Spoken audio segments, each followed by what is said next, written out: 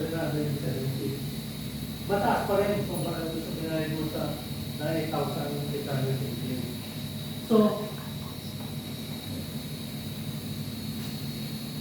maybe nag-confuse ako dati na yung ginawa noon na dumami yung Roman Catholic is through multiplication. No? Yung 12 apostles ay yung 12 apostles gumawa ng ministry. Una-una, ang kinonvert nila sa Christianity is 3,000. No? 120, 3,000, 5,000. Okay. No? So, ganun. From 12 to 120 to 3,000 to 5,000. Ngayon tayo, ganito na gawin natin. Sarili natin, pamilya natin, community natin, malagay natin, district, city, province. No? So, i-apply natin ngayon dito sa starter, prime, business. Okay?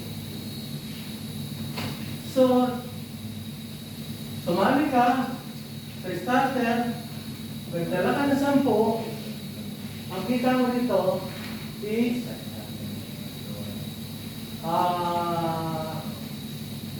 300 times 10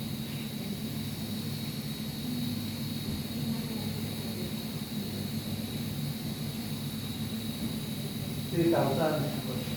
No?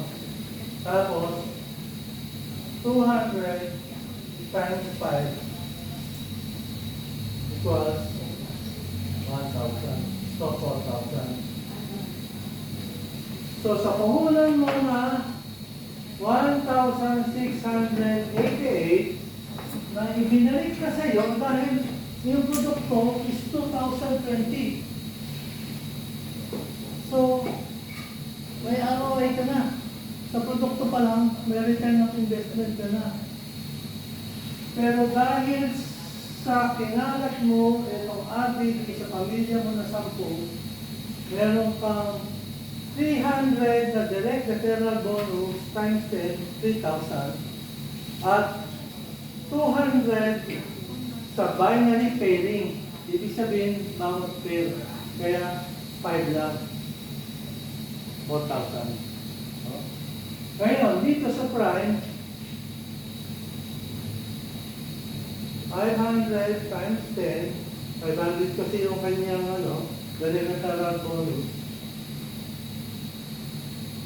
5,000.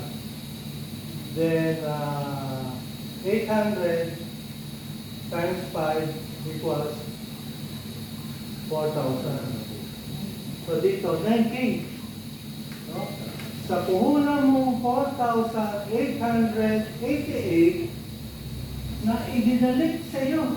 Kasi ang halaga ng produkto mo is 5,220. So, naka-ROI ka na. No?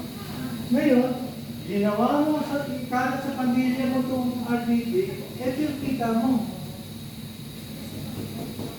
So, times 2 na. No? Naka-ROI ka na doon, tapos kumita mo na dito ng FA. No? So, pagdating sa business package, na ang puhunan mo is 8,888 na ibinalik ka rin sa iyo dahil ang halaga ng produkto is 9,770. No? Dito, 1,000 ang direct referral times 10 equals 10,000. Pagkatapos, 1,600 yung per pair times 5 equals 8,000. So, meron pang 18K sa 10 pa lang. No? Ngayon, yung pamilya mo, nag-produce din sila ng tagsasampu na kagaya mo.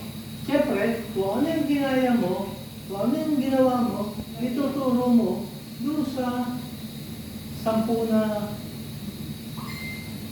sinundus mo. Kaya, sa community, so, 100 lalabas.